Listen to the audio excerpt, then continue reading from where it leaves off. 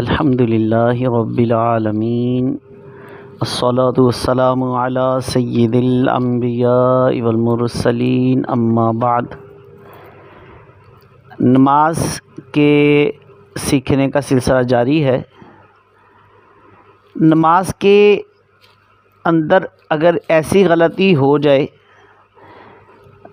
کہ جس کو ہم مکروہ تحریمی کہتے ہیں، تو اس کی وجہ سے بھی نماز لوٹانا واجب ہوتی، دوبارہ پڑھنی پڑتی ہے۔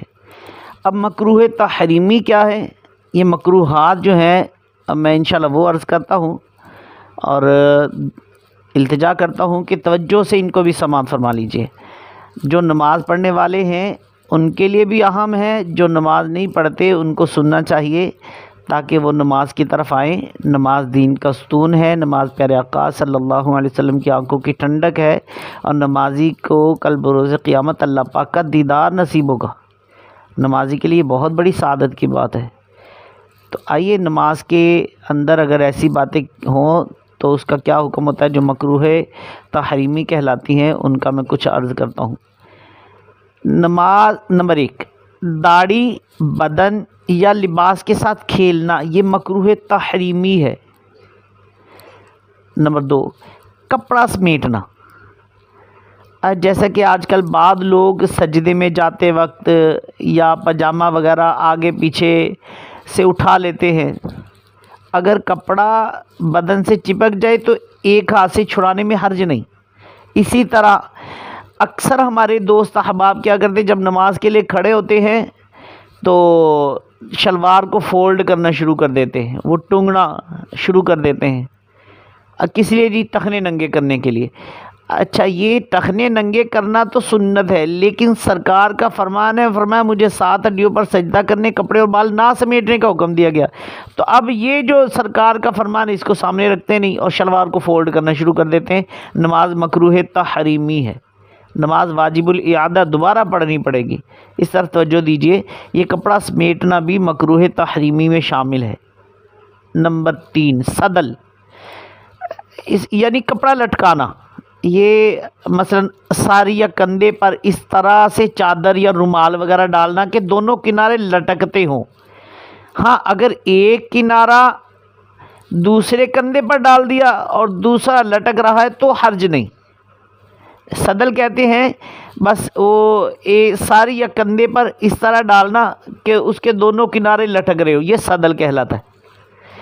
نمبر 4، آج کل بعض لوگ ایک کندھے پر اس طرح رومال رکھتے ہیں کہ اس کا ایک سرا پیٹ پر لٹک رہا ہوتا ہے اور دوسرا پیٹھ پر، تو اس طرح نماز پڑھنا مکروہ تحریمی ہے۔ نمبر 5، اچھا، دونوں آستینوں میں سے اگر ایک آستین بھی آدھی کلائی سے زیادہ چڑھی ہوئی ہو، فولڈ کرتے ہم، تو آدھی کلائی سے زیادہ چڑھی ہو تو نماز مکروہ تحریمی ہے، نماز واجب الاعادہ دوبارہ پڑھنی پڑے گی۔ اچھا، طبعی حاجت کی شدت ہو تو پھر کیا کرنا چاہیے؟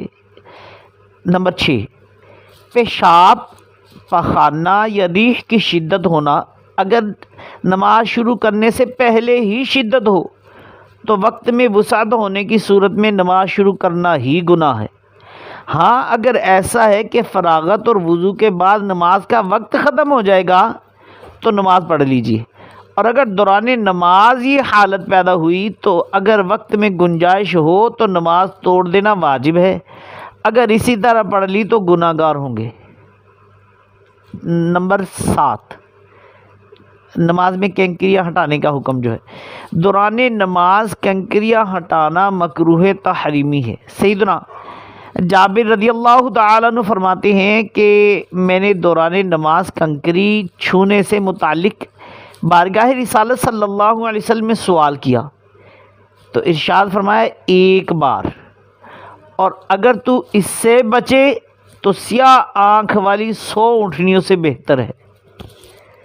اسی طرح ہاں، اگر سنت کے مطابق سجدہ ادا نہ ہو سکتا ہو تو ایک بار ہٹانے کی اجازت ہے، اور اگر بغیر ہٹائے واجب ادا نہ ہوتا ہو تو ہٹانا واجب ہے، چاہے ایک بار سے زیادہ کی حاجت ہو۔ ذہن نشین کر لیجیے۔ انگلیاں چٹکھانا، اکثر لوگوں کو عادت ہوتی ہے نماز میں انگلیاں چٹکھاتے، یہ مکروہ تحریمی ہے۔ خاتم المحققین علامہ ابن عابدین شامی رحمۃ اللہ تعالی علیہ آپ فرماتے، ابن ماجہ کی روایت ہے کہ سرکار دو عالم صلی اللہ علیہ وسلم نے فرمایا، نماز میں اپنی انگلیاں نہ چٹکھایا کرو۔ تو مجتبہ کے حوالے سے نقل کیا کہ سلطان دو جہاں صلی اللہ علیہ وآلہ وسلم نے انتظار نماز کے دوران انگلیاں چٹکھانے سے منع فرمایا ہے۔ مزید ایک روایت میں ہے کہ نماز کے لیے جاتے ہوئے انگلیاں چٹکھانے سے منع فرمایا ہے۔ ان احادیث مبارکہ سے 3 احکام ثابت ہوئے۔ نمبر 1، نماز کے دوران اور نماز کے انتظار میں، مثلا نماز کے لیے جاتے ہوئے یا نماز کے انتظار کرتے ہوئے انگلیاں چٹکھانا مکروہ تحریمی ہے۔ نمبر 2، خارج نماز، یعنی کہ نماز میں بھی نہ ہو، نماز میں نہیں ہے تو بغیر حاجت کے انگلیاں چٹکھانا مکروہ تنزیہی ہے۔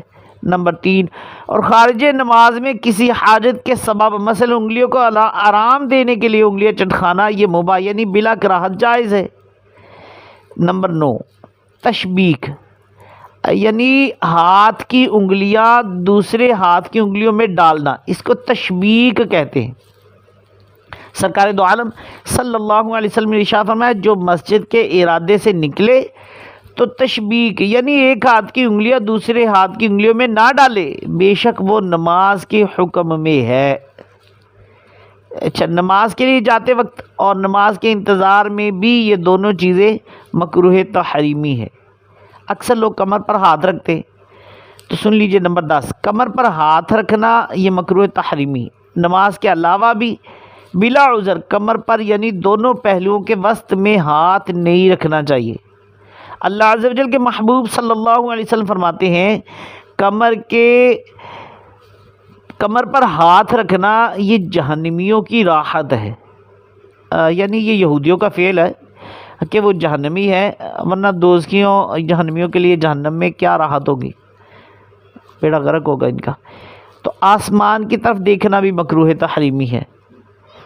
نمبر 11، نگاہ آسمان کی طرف اٹھانا یہ مکروہ تحریمی کہ اللہ کے محبوب صلی اللہ علیہ وسلم فرماتے ہیں، کیا حال ہے ان لوگوں کا جو نماز میں آسمان کی طرف آنکھیں اٹھاتے ہیں، اس سے باز رہیں یا ان کی آنکھیں اچک لی جائیں گی۔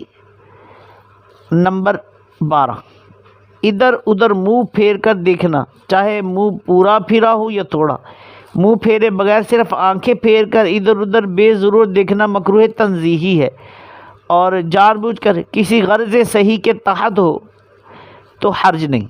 سرکار مدینہ قرار قلب و سینہ صلی اللہ علیہ وآلہ وسلم ارشاد فرماتے ہیں، جو بندہ نماز میں ہے اللہ پاک کی رحمت خاصہ اس کی طرف متوجہ ہوتی ہے جب تک ادھر ادھر نہ دیکھے، جب اس نے اپنا منہ پھیرا اس کی رحمت بھی پھیر جاتی ہے۔ اسی طرح نمبر 13، مرد کا سجدے میں کلائیاں بچھانا یہ مکروہ تحریمی ہے۔ نمازی کی طرف دیکھنا یہ بہت ہی اہم مسئلہ ہے، اور اللہ کرے کہ آپ کے ذہن میں رہ جائے، اس کو نوٹ کر لیجئے اور عام لوگوں تک بھی پہنچائیے۔ نمبر 14، کسی شخص کے منہ کے سامنے نماز پڑھنا، دوسرے شخص کو بھی نمازی کی طرف منہ کرنا ناجائز اور گناہ ہے۔ کوئی پہلے سے چہرہ کیے ہوئے ہو اور اب کوئی اس کے چہرے کی طرف رخ کر کے نماز شروع کرے تو نماز شروع کرنے والا گناہگار ہوا اور اس نمازی پر کراہت آئی، ورنہ چہرہ کرنے پر والے پر گناہ اور کراہت ہے۔ اچھا، جو لوگ جماعت کا سلام پھر جانے کے بعد اپنے عین پیچھے نماز پڑھنے والوں کی طرف چہرہ کر کے اس کو دیکھتے ہیں، یا پیچھے جانے کے لیے اس کی طرف منہ کر کے کھڑے ہو جاتے ہیں کہ یہ سلام پھیرے تو نکلوں، یا نمازی کے ٹھیک سامنے کھڑے ہو کر یا بیٹھ کر اعلان کرتے ہیں، دست دیتے ہیں، بیان کرتے ہیں، تو یہ سب توبہ کرے، ایسا کرنا جائز نہیں ہے۔ نمازی کی طرف منہ کرنا ناجائز اور گناہ ہے۔ نمبر 15، نماز میں ناک اور منہ چھپانا یہ بھی مکروہ تحریمی ہے۔ نمبر 16، بلا ضرورت بلغم وغیرہ نکالنا یہ مکروہ تحریمی ہے۔ نمبر 17، قصداً جماہی لینا یہ بھی مکروہ تحریمی، جان بوجھ کر۔ ہاں اگر خود بخود آئے تو حرج نہیں، مگر روکنا مستحب ہے۔ اللہ کے محبوب صلی اللہ علیہ وسلم فرماتے ہیں جب نماز میں کسی کو جماہی آئے تو جہاں تک ہو سکے روکے، شیطان جو ہے یہ منہ میں داخل ہو جاتا ہے۔ نمبر 18، الٹا قرآن مجید پڑھنا، مثلا پہلی رکعت میں تبت یدا پڑھی اور دوسری رکعت میں اذا جاء نصر اللہ، تو ایسا پڑھنا بھی مکروہ تحریمی ہے، یہ نہیں کرنا چاہیے، ترتیب جو ہے اس کو قائم رکھنا چاہیے۔ اسی طرح نمبر 19، کسی واجب کو ترک کرنا، یہ مکروہ تحریمی ہے، مثلا قومہ ہے اور جلسہ میں پیٹھ سیدھی ہونے سے پہلے ہی سجدے میں چلے جانا، رکوع میں یا دوسری جگہ ہے، تو اس طرح یہ مکروہ تحریمی ہے۔ اس گناہ میں مسلمانوں کی اچھی خاصی تعداد ملوث نظر آتی۔ یاد رکھیے جتنی بھی نمازیں اس طرح پڑھی ہوں گی سب کا لوٹانا واجب ہے، دوبارہ پڑھنی پڑیں گی۔ نمبر 20، قیام کے علاوہ کسی اور موقع پر قرآن مجید پڑھنا، یہ بھی مکروہ تحریمی ہے۔ نمبر 21، قرات رکوع میں پہنچ کر ختم کرنا، یہ مکروہ تحریمی ہے۔ نمبر 22، امام سے پہلے مقتدی کا رکوع سجود وغیرہ میں چلا جانا، اس سے پہلے سر اٹھانا، یہ مکروہ تحریمی ہے۔ سیدنا امام مالک رضی اللہ تعالیٰ عنہ سیدنا ابو ہریرہ رضی اللہ تعالیٰ عنہ سے روایت کرتے ہیں کہ سرکار مدینہ صلی اللہ علیہ وسلم نے ارشاد فرمایا جو امام سے پہلے سر اٹھاتا ہے اور جھکاتا ہے اس کی پیشانی کے بال شیطان کے ہاتھ میں ہے۔ سیدنا ابو ہریرہ رضی اللہ تعالیٰ سے روایت ہے کہ اللہ کے محبوب صلی اللہ علیہ وآلہ وسلم ارشاد فرماتے ہیں کیا جو شخص امام سے پہلے سر اٹھاتا ہے اس سے ڈرتا نہیں کہ اللہ عز و جل اس کا سر گدھے کا سر کر دے؟ الامان الحفیظ۔ نمبر 23، دوسرا کپڑا ہونے کے باوجود صرف پاجامہ یا تہمد میں نماز پڑھنا، یہ مکروہ تحریمی ہے۔ نمبر 24، کسی آنے والے شناسہ کی خاطر امام کا نماز کو طول دینا، یہ مکروہ تحریمی ہے۔ اگر اس کی نماز پر اعانت مدد کے لیے 1-2 تسبیح کی قدر طول دیا تو حرج نہیں۔ نمبر 25، ایسی زمین جس پر ناجائز قبضہ ہوا ہو یا پرایا کھیت جس میں زراعت موجود ہو، ایسی جگہ نماز پڑھنا مکروہ تحریمی ہے۔ نمبر 27، جوتے ہوئے کھیت میں یا قبر کے سامنے جبکہ قبر اور نمازی کے بیچ میں کوئی چیز حائل نہ ہو، نماز پڑھنا یہ مکروہ تحریمی ہے۔ نمبر 29، کفار کی عبادت خانوں میں نماز پڑھنا بلکہ ان میں جانا بھی منع ہے، وہاں نماز پڑھنی نہیں چاہیے، جانا بھی نہیں چاہیے۔ نمبر 30، کرتے وغیرہ کے بٹن کھلے ہوں جس سے سینہ کھلا رہے، یہ مکروہ تحریمی ہے۔ ہاں اگر نیچے کوئی اور کپڑا ہے جس سے سینہ نہیں کھلا تو مکروہ تنزیہی ہے۔ نمبر 31، جاندار کی تصویر والا لباس پہن کر نماز پڑھنا مکروہ تحریمی ہے، نماز کے علاوہ بھی ایسا کپڑا پہننا جائز نہیں۔ نمازی کے سر پر یعنی چھت پر یا سجدے کی جگہ پر یا آگے دائیں بائیں جاندار کی تصویر آویزاں ہو تو یہ مکروہ تحریمی ہے۔ پیچھے ہونا بھی مکروہ ہے مگر گزشتہ صورتوں سے کم ہے۔ اگر تصویر فرش پر ہے اور اس پر سجدہ نہیں ہوتا تو کراہت نہیں۔ اگر تصویر غیر جاندار کی ہے جیسے دریا ہے یا پہاڑ وغیرہ ہے تو اس میں کوئی مذائقہ نہیں۔ اتنی چھوٹی تصویر ہو جسے زمین پر رکھ کر کھڑے ہو کر دیکھے تو اعضاء کی تفصیل نہ دکھائی دے، جیسے عموماً طواف کعبہ کے منظر کی تصویریں بہت چھوٹی ہوتی ہیں، یہ تصاویر نماز کے لیے باعث کراہت نہیں ہے۔ ہاں طواف کی بھیڑ میں ایک بھی چہرہ واضح ہو گیا تو ممانعت باقی رہے گی۔ چہرے کے علاوہ مثلا ہاتھ، پاؤں، پیٹھ، چہرے کا پچھلا حصہ یا ایسا چہرہ جس کی آنکھیں، ناک، ہونٹ وغیرہ سب اعضاء مٹے ہوئے ہو، ایسی تصویر میں کوئی حرج نہیں ہے۔ تو یہ کچھ چیزیں میں نے بیان کی ہیں جو مکروہ تحریمی کہلاتی ہیں نماز میں۔ نماز اگر اس سے کام کرتے ہیں تو نماز واجب الاعادہ ہوگی، دوبارہ پڑھنی پڑے گی۔